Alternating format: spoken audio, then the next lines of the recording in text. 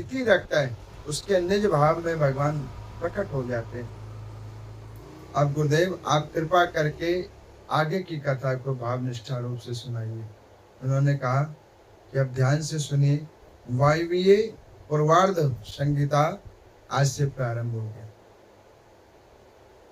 अब जब ये उन्होंने कहा तो उन्होंने कहा कि प्रभु ये संगीता किस प्रकृति की है और इस संगीता के अंदर में किस प्रकार का विवेचन है, कृपा करके उसके ऊपर प्रकाश डालिए। तो आज कथा होगी अध्याय संख्या 1 से लेकर 13 तक, जिसके अंदर में आप वेद व्यास जी के द्वारा कथा को सुनेंगे जो शिव महापुराण में उन्होंने लिखा है। प्रथम भाग प्रथम अध्याय। वेद व्यास जी से सूत जी आदियों ने पूछा कि हे प्रभु, अब आप कृपा करके शिव महापुराण की वायवीय पूर्वार्ध संगीता की कथा को प्रारंभ करिए। तो कहने की देखो, जब इस प्रकार से सूत जी ने और शौनक आदि ऋषियों ने वेद व्यास जी को निवेदन किया, ठीक उसी समय में वहां पे वायु देवता आए। वायु देवता आए और वो उस ऋषि के समूह में आए तो सब लोगों ने उनका स्वागत किया और यथोचित स्थान दिया। स्थान आसन देने के बाद में वायुदेव ने देखा, प्रश्नोचित होकर शिव महापुराण की कथा हो रही है, देवादिदेव महादेव की कथा का गुणावाद हो रहा है। उसको सुनकर वो बड़े प्रश्नोचित हो गए। तो उन्होंने वहां पर में अपनी प्रसन्नता को प्रकट करते हुए उन ऋषि गणों को कहा कि यहाँ पर में शिव की चर्चा हो रही है, शिव के ग्रंथ को सुनाया जा रहा है, पुराण को सुनाया जा रहा है, और जहाँ पे शिव चर्चा हो, शिव कीर्तन हो, शिव पूजन हो और शिव की पुराण की कथाओं को सुनाया जाए, वहां पर स्वयं भू शिव प्रकट होते हैं। अब इस भाव को सुनकर बड़े प्रश्नोचित हुए। उन्होंने क्या किया, भगवान शंकर की ओर देखते हुए ध्यान रूप में भाव करते हुए उन्होंने कहा कि हे ऋषियों, आप किस प्रकार की कथा को श्रवण कर रहे थे, उसकी सुनने की जिज्ञासा है।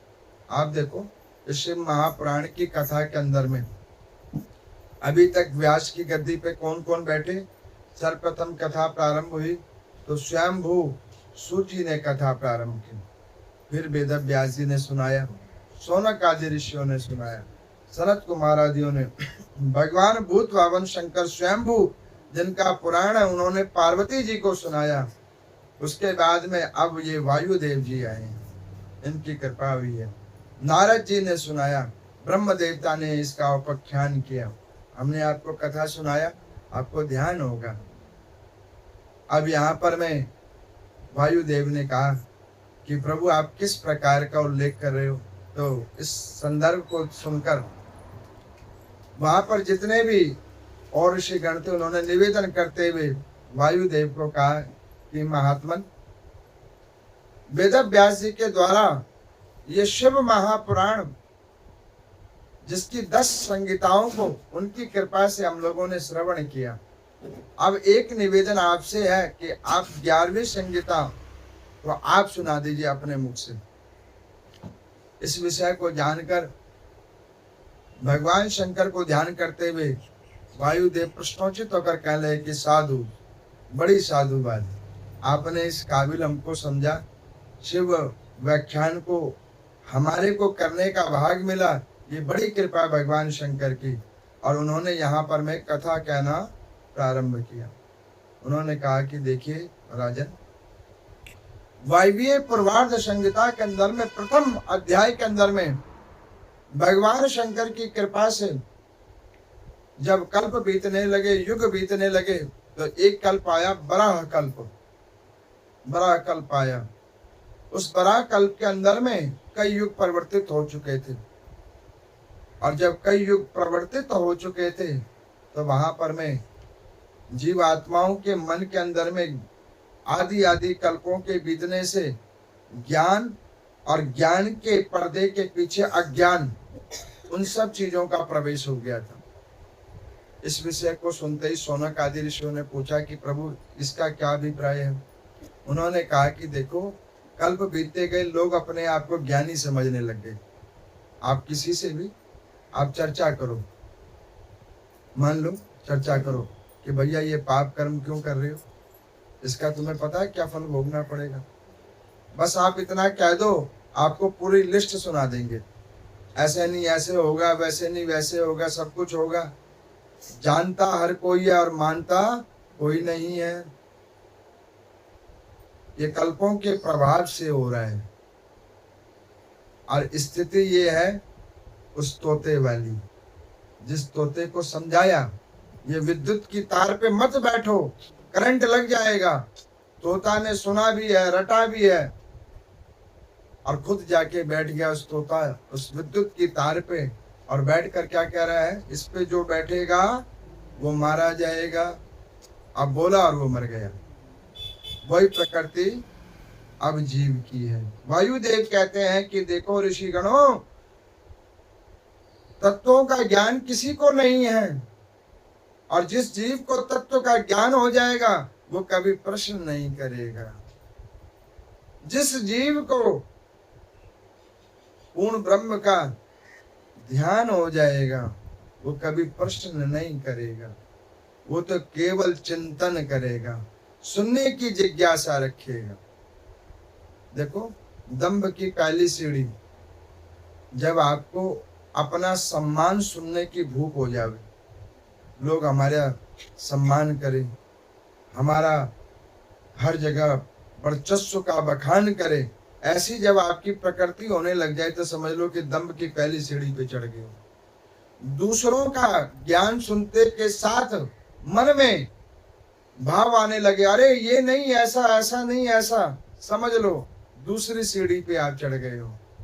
और जब तीसरी सीढ़ी में आप अपने आप को बड़ा मानने लगो और सबको छोटा देखने लगो, उसी वक्त समझ लेना दंभ प्रचुर मात्रा में आपके मस्तक पे बैठ गया हो। अब यहाँ से विनाश का मार्ग खुलेगा। इसलिए कि क्या करना चाहिए, ज्ञानियों को एक निष्ठ भाव से शिवोहम, केवल शिवोहम, और कुछ नहीं। हे प्रभु, ये सब आपके द्वारा है, हमारी तो ये भी औकात नहीं थी कि कथा बैठ के सुनते, आपने कृपा करी तो हम कथा कह रहे हैं। ये तो भगवान शंकर की कृपा है। वायु देवता ने कहा, बड़ा कल्प के अंदर में, उन ऋषि गणों के अंदर में अज्ञानता फैल गई। अब अज्ञानता कैसी फैली, अब जो ब्रह्मा जी को मानने वाला था वो ब्रह्मा जी को श्रेष्ठ कहने लगा, जो विष्णु जी को मानने वाला था वो विष्णु जी को श्रेष्ठ कहने लगा, जो शिव जी को मानने वाला था वो शिव जी को श्रेष्ठ कहने लगा। अच्छा, सब एक दूसरे को श्रेष्ठ बताने लगे, ऐसे ऐसे नियमों को बनाने लगे जिस नियमों का उल्लेख ही नहीं था पुराणों और शास्त्रों के अंदर में, और सब अपने आप को श्रेष्ठ बताने लगे। आजकल यही तो हो रहा है। आप देखो, जितने छोटे छोटे संप्रदाय हैं, कोई फलाना है कोई फलाना है, वो क्या कहते हैं, हम जो बता रहे वो पूर्ण सत्य है, हमारा जो ज्ञान है वो परम सत्य है। और परम सत्य क्या है, ये पुराण, ये चार वेद, ये पूर्ण सत्य हैं। इसके अलावा जितने संप्रदाय हैं, जितने भी और लोगों के ज्ञान है, सब असत्य है, क्योंकि उन लोगों ने अपने मनमुखी रूप से ज्ञान को बना लिया। और कभी भी मनमुखी ज्ञान उत्तम नहीं होता। मनमुखी ज्ञान समझते हो, मेरे मन से जो अच्छा लग रहा है वो ज्ञान, वो कभी अच्छा नहीं होता, क्योंकि मन उतना पवित्र नहीं होता। इसलिए कि एक बुद्धि जीव को क्या करना चाहिए, जो वास्तविक पुराण और शास्त्र के उसको मानना चाहिए, मनमुखी ज्ञान को संग्रह नहीं करना चाहिए। वायुदेव कह रहे कि जब ऐसी स्थिति हो गई और उस कल्प के अंदर में जीव आपस में ही लड़ने लगे, तब भगवान शंकर की कृपा से भगवान शंकर ने एक अवतार लिया, विद्या अवतार। बोले विद्या अवतार भगवान की जय। भगवान ने एक ब्रह्मचारी का अवतार लिया, भगवान भूत भावन शंकर भगवा वस्त्र पहन के आए। उन्होंने कहा, अरे क्यों लड़ रहे हो? तो उन्होंने कहा कि तुम कौन हो? उन्होंने कहा कि जिसलिए लड़ रहे हो वही मैं हूं। उन्होंने कहा कि हम श्रेष्ठ कौन है, त्रिदेवता में श्रेष्ठ कौन है, 33 कोटि देवी देवता गण में श्रेष्ठ कौन है, हम उस विषय पे लड़ रहे हैं। तो उन्होंने कहा कि सबसे श्रेष्ठ पूर्ण ब्रह्म परमेश्वर है और जो प्रणव अक्षर से उत्पन्न है। अब यहाँ पर वायुदेव भी प्रणव अक्षर की महिमा बतला है। कहने लगे कि देखो, एक प्रणव अक्षर के ध्यान से परम पिता परमेश्वर का ध्यान किया जा सकता है, जिसमें 33 कोटि देवी देवता गण विद्यमान हैं। उसको अलग से कोई चिंतन करने की आवश्यकता नहीं, अलग से कोई पूजन करने की आवश्यकता नहीं, केवल प्रणव अक्षर का ध्यान। अब वो कहने लगे कि देखो, इस प्रकार भगवान शंकर ने जैसे ही विद्या अवतार लिया, उन ऋषि गणों के बीच में आए, आते के साथ ही भगवान शंकर के शरीर से अलग अलग ऋचिताएं प्रकट होने लगी। वेदों के मंत्र अपने आप भगवान शंकर के शरीर से प्रकट होने लगे। अब जब उन मंत्रों का भाव निष्ठा रूप से ध्यान चिंतन और उसका प्रभाव उन ऋषि गणों के ऊपर पड़ने लगा, तब वो समझ गए कि सबसे श्रेष्ठ केवल भगवान शंकर है और हरि और हर में कोई भेद नहीं है, इसमें कोई भेद नहीं है, ये एक ही है। अब इस प्रकार से जब उस मंत्रों के प्रभाव से वहां पे अज्ञानता खत्म होने लगी, यहाँ पर वायुदेव कहने लगे कि हे राजन, ध्यान से सुनिए, जब अपना मनमुखी ज्ञान तर्क ज्यादा करने लगे, तब क्या करना चाहिए? वेदों के पास उसका आश्रय लो,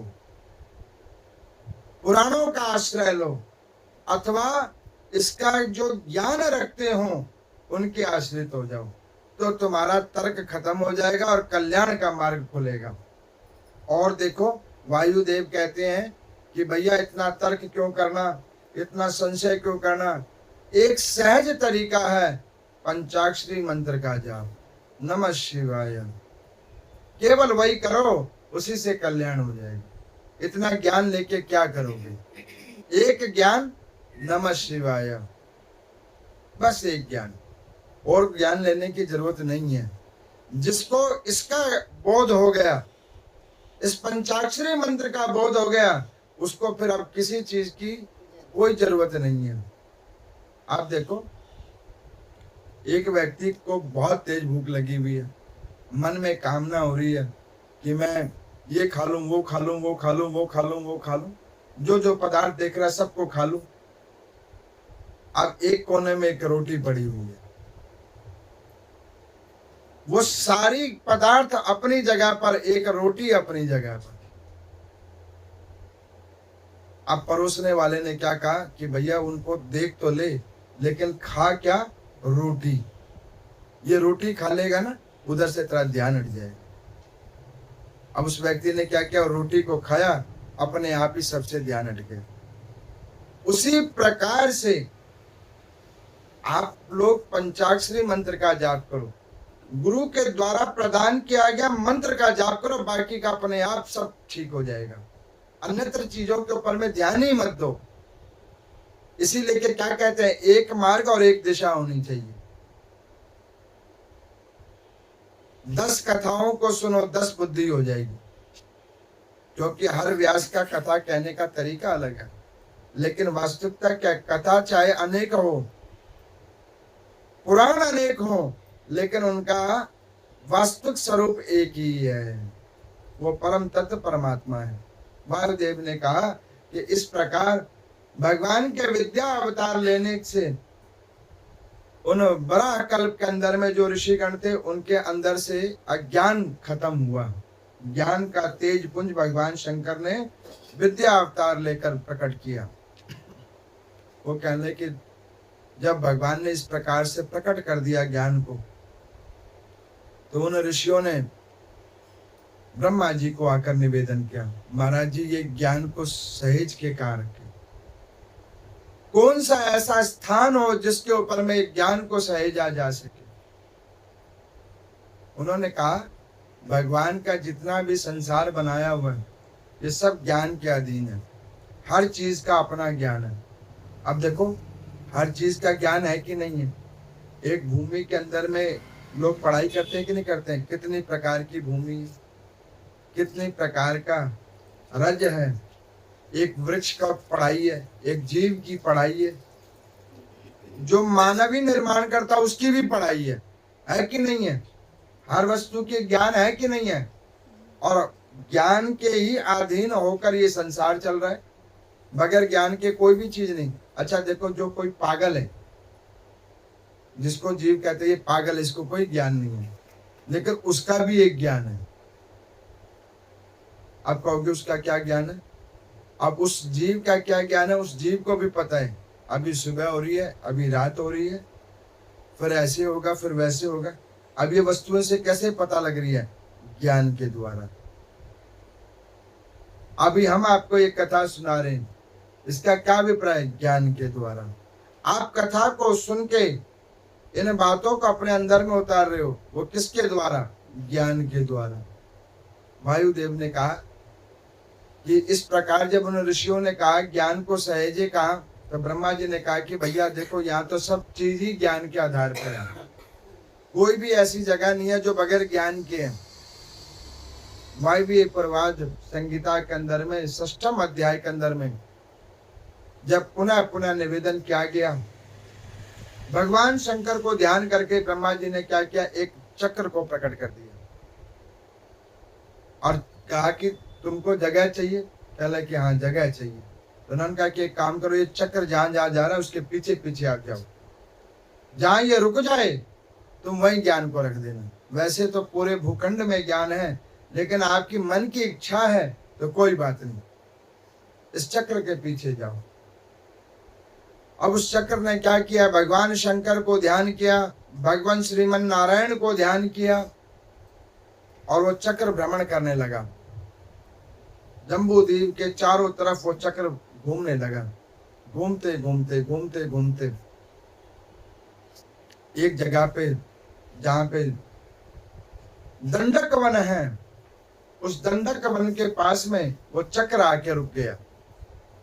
और जैसे ही चक्र रुका तो जो पीछे से ऋषिगण आ रहे थे गति के साथ, उन ऋषियों का मस्तक उस चक्र से लगा और चक्र से मस्तक लगने के साथ चक्र का एक कोना थोड़ा सा टूट गिरा, और जैसे वो कोना टूट के भूमि पे गिरा, उसी जगह का नाम नैमिषारण्य हो गया। पुराण कहता है चक्र तीर्थ उसका नाम है, और सहज और सरल भाषा में नैमिषारण्य तीर्थ उसका नाम है। वहां पे नैमिष का एक भाग टूट के गिर पड़ा, इसलिए नैमिषारण्य। दंडक वन के अंदर में नैमिषारण्य पावन तीर्थ हुआ। जैसे ही वो तीर्थ प्रकट हुआ, उसी वक्त त्रिदेवता वहां पे प्रकट हो गए। उन्होंने कहा कि हे ऋषि गणों, इस नैमिषारण्य तीर्थ के अंदर में 88,000 आप ऋषियों के द्वारा जो हमारे त्रिदेवताओं का पूजन हुआ है, भजन हुआ है, ध्यान और चिंतन हुआ है, आदि अनादि काल में जो भी कोई इस क्षेत्र का सेवन करेगा, वो उसके जितने भी जीवन की अज्ञानताएं हैं वो अज्ञानताएं खत्म हो जाएंगी। वायुदेव कहने लगे कि हे ऋषि गणों, आप कृपा करके ध्यान से सुनिए कि जब वो नैमिषारण्य तीर्थ को बना दिया भगवान ने, अब उस नैमिषारण्य तीर्थ के अंदर में भगवान वायुदेव कहते हैं कि उस तीर्थ को बनाने के बाद में भगवान शंकर की कृपा से उस तीर्थ के अंदर में वेद व्यास जी विद्यमान हुए, जिन्होंने गणपति जी का आवाहन किया, और गणपति जी आए और उन्होंने वेदों और पुराणों की रचना वेद व्यास जी के द्वारा करवाया, जो कि पहले ब्रह्म देवता को भगवान शंकर ने प्रदान किया था। ये हमने आपको कथा में सुनाया था ना। अब इस प्रकार से वायुदेव कहने लगे कि इस प्रकार से संसार के अंदर में भगवान ने ज्ञान को प्रकट किया, और ज्ञान को प्रकट करते के साथ सबसे पहले ध्यान प्रकट हुआ। ज्ञान के बाद ध्यान। तो यहाँ पर मैं वायुदेव से पूछने लगे सूजी कि प्रभु ध्यान का क्या अभिप्राय है, कृपा करके उस कथा को सुनाइए। तो कहने लगे कि ध्यान से सुनिए। जब व्यक्ति किसी भी तत्व का ज्ञान लेता है, जैसे अभी आप एक पुराण की कथा सुन रहे हो, इसका एक अपना ज्ञान है। जब आप इसका ज्ञान लोगे, किसी तत्व का जब जीव कोई ज्ञान लेता है, तो उस ज्ञान को संग्रह करने के लिए पहले ध्यान लगाना पड़ता है। इसीलिए क्या कहा जाता है, आप देखते हो ना, ध्यान से पढ़ो, ध्यान से सुनो, ध्यान से कार्य करो। अब ये ध्यान कहाँ से प्रकट होता है? जीव की एकाग्रता से। जहाँ पे जीव एकाग्र चित्त भाव से भगवान का भजन करता है, पूजन करता है, नाम संकीर्तन करता है, तो उस प्रभाव से व्यक्ति के अंदर में क्या उत्पन्न होता है? ध्यान। वायुदेव कहने लगे कि इस प्रकार से जीव के अंदर में ध्यान प्रकट हुआ। और वो ध्यान कैसे प्रकट हुआ? ज्ञान के द्वारा। ज्ञान के द्वारा ध्यान प्रकट हुआ। और उस ध्यान के अंदर में ऋषि गणों को वेद व्यास जी के द्वारा और वायुदेव के द्वारा एक ज्ञान दिया गया कि अपना ध्यान शिव तत्वों और शिव के अंदर लगाओ। अब इतनी कथा हो जाने के बाद में उस बड़ा कल्प के अंदर में और ऋषि गणों ने वायुदेव को निवेदन किया कि हे वायुदेव, अब आप कृपा करके ये त्रिदेवताओं की आयु का व्याख्यान कीजिए। ये त्रिदेव की आयु क्या है और इन त्रिदेवों में बड़ा कौन है? तो जब इस विषय को उन्होंने कहा तो उन्होंने कहा ध्यान से सुनिए, ये त्रिदेवों में कोई बड़ा नहीं है, इन त्रिदेवों में कोई छोटा नहीं है, और इन त्रिदेवों में किसी की आयु निर्धारित नहीं है। तो उन्होंने कहा कि ब्रह्मा जी की तो आयु निर्धारित है। उन्होंने कहा कि विष्णु के अंश से उत्पन्न है, शिव के अंश से उत्पन्न है, इसीलिए कि उनकी भी आयु निर्धारित नहीं है। तो उन्होंने कहा कि नहीं, फिर भी वेदों में लिखा हुआ है, शास्त्रों में लिखा हुआ है, तो उस अनुसार आप उनकी आयु का व्याख्यान कीजिए। तो यहाँ पर मैं वो कहने लगे कि युगों की आयु को सुनिए। अब यहाँ पर वो कहने लगे कि देखिए 4 युग हैं। तो 4 युग कौन कौन से हैं? सतयुग, त्रेता युग, द्वापर युग और कलयुग। ये 4 युग हैं। और 4 युगों का जब एक समूह बनता है उसको क्या कहते हैं? चतुर्युग युग। 4 युगों का एक युग बनाया जाता है, एक चतुर्युग युग बनता है। और ऐसे एक चतुर्युग युग के अंदर में 28 मनु प्रकट होते हैं और 11 इंद्र चेंज हो जाते हैं। इसमें इस एक चतुर्युग में 11 इंद्र चेंज हो जाते हैं और 28 मनु प्रकट किए जाते हैं। और उसके बाद में ऐसे 100 चतुर्युग जब प्रकट होते हैं तो एक सावन होता है और 30,000 सावन का ब्रह्मा जी का कल्प होता है। और ब्रह्मा जी के कल्पों के द्वारा उनकी इस प्रकार से आयु होती है। और भगवान शंकर और नारायण जब ब्रह्मा जी के 30,000 सावन बीत जाते हैं तो भगवान नारायण का एक दिवस होता है। भगवान नारायण का एक दिवस होता है। और जब भगवान नारायण के 5 ऐसे दिवस बीत जाते हैं तो भगवान शंकर का एक दिन होता है। वायुदेव ने कहा कि ये गूढ़ कथा तुम्हें समझ में आई? नहीं आई, क्योंकि आज सावन का आखिरी सोमवार है, जल चढ़ाने वाले भी बीच बीच में आ रहे हैं, तो समझ में ऐसे कैसे आएगा? अब ध्यान से सुनिए, 4 युग है, 4 युगों का एक पेड़ बनता है, उसको चतुर्युग कहा जाता है। और ऐसे चतुर्युगों जब 100 ऐसे चतुर्युगी प्रकट हो जाते हैं तो एक सावन होता है, और 3000 सावन बीतने पे ब्रह्मा जी का एक कल्प होता है, और 30,000 ब्रह्मा जी के सावन बीतने पे नारायण भगवान का एक दिवस होता है। और नारायण भगवान के ऐसे जब 5 दिवस बीत जाते हैं तो भगवान भूत भावन शंकर का एक दिन होता है। अब इसका क्या अभिप्राय है कि इन देवताओं का आयु का आभास करना कठिन है। किसकी कितनी आयु है ये कहना कठिन है, और ध्यान करना कठिन है। वायुदेव कहते हैं कि ऋषिगणों, और तुमने आयु से क्या करना है? अपनी आयु का ध्यान करो, जो आयु तुम्हें प्राप्त हुई है।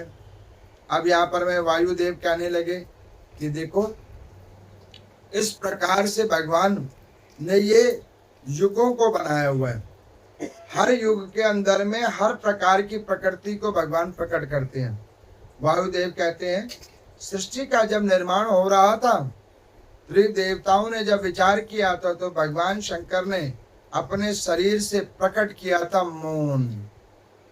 शरीर से प्रकट किया मौन, शरीर से प्रकट किया मौन से शांति, और शांति से सुख, ये भगवान शंकर ने प्रकट किया। इसीलिए के भगवान का एक रूप है योगाचार्य। ऐसा योगाचार्य रूप है जिसमें योगी के भांति भगवान मौन होकर बैठते हैं, और मौन हर वस्तु की, हर प्रश्नों का एक उत्तर है मौन। आप देखो, आपके मन में 100 शंका हो, 100 संशय हो, बहुत प्रकार के प्रश्न उठ रहे हो, बहुत प्रकार के मनोविचार में भाव आ रहे हो, और आपको कोई उत्तर ना मिल रहा हो, तो सारे प्रश्नों का एक उत्तर मौन। आप चुप होकर बैठो, आपको अपने आप कोई ना कोई उत्तर मिल जाएगा। ये वास्तविकता है। तो वायुदेव कहने लगे कि इस प्रकार से भगवान ने ध्यान के बाद, ध्यान को उत्पन्न करने के बाद चिंतन कैसे होता है वो मार्ग खोला, और वो कैसे होता है? मौन होकर। आप देखो, कई लोग पूछते हैं नाम जाप कैसे करें, तो नाम जाप करना चाहिए मौन होकर। बोल के नाम जाप नहीं होता। अब कोई करे कि भजन कैसे करे, भजन गायन पद्धति का नियम है, लेकिन नाम जाप मौन का नियम है। मौन होकर एक निष्ठ भाव से ध्यान लगाओ उस नाम के ऊपर में, और उसका निरंतर चिंतन करो, तब जाके आपका वो चिंतन मौन रूप के द्वारा परमात्मा को प्राप्त होगा। अच्छा देखो, भगवान को किसी नियम की आवश्यकता नहीं, किसी आयाम की आवश्यकता नहीं, कोई गायन पद्धति नहीं चाहिए। हमने कल की कथा में बताया ना, जब जीव भगवान के सानिध्य खड़ा होता है और हाथ जोड़कर ध्यान करता है, तो उसके शरीर से एक तरंग उत्पन्न होती है, और वही तरंग परमात्मा ग्रहण करता है, और उसी तरंग को प्रसादी रूप में भगवान देते हैं। देखो, सुख होता है तो शरीर में कोई आभूषण थोड़ी ना जुड़ जाता है, और दुख होता है तो कोई शरीर का अंग थोड़ी ना निकल जाता है। ये क्या होता है? तरंग प्रवेश करती है शरीर के अंदर में, तरंग प्रवेश करता है, और उस तरंग के प्रभाव से व्यक्ति को कभी सुख महसूस हो रहा होता है तो कभी दुख महसूस हो रहा होता है। आपका कई बार हम लोग कहते हैं ना, उदाहरण, आज हमारा मन बड़ा दुखी है। क्यों दुखी है? क्यों दुखी है? अब मन का क्या निकाल लिया जो मन दुखी है, या मन को क्या दे दिया जो मन सुखी है? ना मन का कुछ निकाला और ना मन का कुछ दिया। ये सुख और दुख तरंग बोधी है। जैसी तरंग आपके अंदर प्रवेश करेगी, वैसी आपकी मनो इच्छा और मनो स्थिति हो जाएगी। वायुदेव कहने लगे कि इस प्रकार से भगवान शंकर ने मौन को प्रकट किया, और मौन ध्यान का सहायक है। ध्यान का मूल तत्व अगर कुछ है तो वो है मौन। मौन हो जाओ। अब उस मूल तत्व से मौन होना प्रारंभ हुए जीव, और मौन होकर एक निष्ठ भाव से भगवान का ध्यान होना शुरू हो गया। ध्यान होना शुरू हुआ तो जीव आत्मा को शिव तत्वों का ज्ञान होना शुरू हो गया कि वास्तविक में संसार में अगर कुछ परम सत्य है तो वो है शिव तत्व। क्या सत्य है? शिव तत्व सत्य है, शिव ही सत्य है, और शिव तत्व ही पूर्ण सत्य है। ये ज्ञान होने लगा भगवान का। वायुदेव कहने लगे कि देखिए, इस वायवीय पूर्वार्ध संहिता के अंदर में भगवान शंकर की कृपा से जब ऋषि गणों के इन शंकाओं का निवारण वायुदेव के द्वारा होने लगा, तो ऋषि गणों ने पूछा कि प्रभु, इस शिव महापुराण के अंदर में भगवान शंकर की कृपा से और किस प्रकार की कथाओं का विवेचन हुआ? तो उन्होंने कहा कि इसके बाद भगवान शंकर के द्वारा उत्पन्न काल का विवेचन वायुदेव ने किया। अब उन्होंने यहाँ कहने लगे कि भगवान शंकर के शरीर से ध्यान की मुद्रा में एक चक्र प्रकट हुआ, और वो चक्र ने क्या किया? समस्त संसार को अपने अधीन कर लिया भगवान शंकर के ध्यान के भाव से। आप लोगों को कथा समझ में आ रही है? डिस्टरबेंस हो कोई बात नहीं, कथा को दोबारा आप डी लाइव भी सुन सकते हो ये जब होगी, लेकिन वास्तविक कथा है। दिवस मेरे पास कम है, नहीं तो मैं अभी तक भोग डाल चुका होता, क्योंकि इतनी डिस्टरबेंस में मैं खुद ही कथा कहने में असमर्थ हो जाता हूँ। अब भगवान शंकर के ध्यान की मुद्रा से एक चक्र प्रकट हुआ। उस चक्र ने क्या किया? पूरे संसार को अपने अधीन कर लिया, और अधीन करने के बाद में उसके अंदर में जो जीव जिस प्रकार का कर्म करने लगा उसको गति मिलने लगी, और उस गति का नाम काल चक्र रखा गया। क्या नाम रखा गया? काल चक्र। ये भगवान शंकर ने प्रकट किया। अब उस काल चक्र में सबसे पहले प्रधानता हुई आयु। आयु किसकी कितनी आयु, किस जीव की कितनी आयु हो, आयु ये काल के अंदर से प्रकट होने लगा, और आयु के हिसाब से जीव की स्थिति होने लगी। अब देखो, जीव की स्थिति आयु के हिसाब से कैसे होती है, उसको ध्यान से सुनिए। वायुदेव कह रहे हैं, वायुवीय पुराण के अंदर में, संगीता के अंदर में, एक बालक का जन्म होता है। जिस काल में उसका जन्म हुआ, अब उस काल में जब उसका जन्म हुआ तो उसकी वैसी प्रकृति होती है। नवजात शिशु बनता है, और नवजात शिशु के अनुसार उसका शरीर होता है। आयु बढ़ती है, काल बढ़ता है, व्यक्ति तरुण होता है, शरीर वैसा हो जाता है। और आयु बढ़ती है और शरीर बढ़ता है, फिर आगे उसका और शरीर वैसा हो जाता है। जैसे जैसे आयु बढ़ती है, जैसे जैसे काल बढ़ता है, व्यक्ति की वैसी स्थिति और परिस्थिति हो जाती है, और व्यक्ति काल के अधीन हो जाता है। उसी काल के अधीन होकर जीव एक बार जन्म लेता है, और उसी काल के अधीन होकर जीव इस संसार को त्याग करके चला जाता है। वायुदेव कहने लगे कि इस प्रकार से भगवान शंकर ने काल चक्र को प्रकट किया मौन होकर। अब यहाँ पर शौनक आदि ऋषियों ने पूछा कि मौन होकर, तो उन्होंने कहा कि हाँ जी, मौन होकर। अब यहाँ पर मौन होकर काल चक्र कैसे प्रकट हुआ, उसके अभिप्राय को सुनिए। वायुदेव कहते हैं कि देखो, समय कैसा भी हो, जीवन में सुख का हो, दुख का हो, विपत्ति का हो, संकट का हो, व्यक्ति अगर मौन होकर एक निष्ठ भाव में बगैर किसी कार्य के ऊपर में ध्यान दिए, केवल शिव पूजन में मन को ध्यान लगावे, पंचाक्षरी मंत्र के जाप में ध्यान लगावे, तो उसका समय भी बीत जाएगा और काल भी हट जाएगा। लेकिन उसके लिए पहले क्या होना पड़ेगा? मौन। और मौन होकर वो शिव आश्रित होगा, मन में भाव आएगा शिवो हम।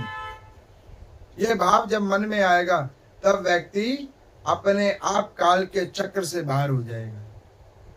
अब यहाँ पर मैं वायुदेव कहने लगे कि अध्याय संख्या 11 के अंदर में भगवान के द्वारा काल चक्र का निर्माण होने के बाद सारे ऋषिगणों ने पूछा कि हे वायुदेव, उसके बाद भगवान शंकर की कृपा से इस सृष्टि के अंदर में जीव को काल के अधीन कैसे हुआ, और उस काल के अधीन होने के बाद जीव आगे किस काल में पहुंचा, उस कथाओं का विवेचन कीजिए। तो यहाँ पर मैं वरुण के प्ररूप वायुदेव कहने लगे कि ध्यान से सुनिए।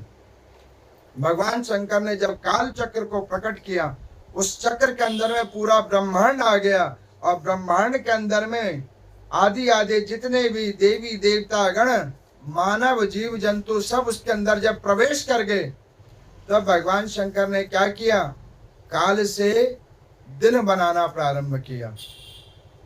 दिन से माह बनने लगे, माह से वर्ष बनने लगे, और वर्ष से आदमी की आयु की एक संख्या निर्धारित होने लगी। एक की आयु 5 साल की, एक की आयु 10 साल की, एक की 20 साल, एक की 50 साल, एक की 70 साल, ये आयु निर्धारित होने लगी। कर्म और काल एक जगह पर जुड़ जाता है और व्यक्ति की आयु निर्धारित हो जाती है, और उस आयु के अंदर में जीव अपने कर्मना अनुसार सुख और दुख को भोग कर व्यक्ति इस सांसारिक देह का त्याग करता है। यही भगवान शंकर का लीला का एक नियम है। सृष्टि का काल का निरूपण यही है।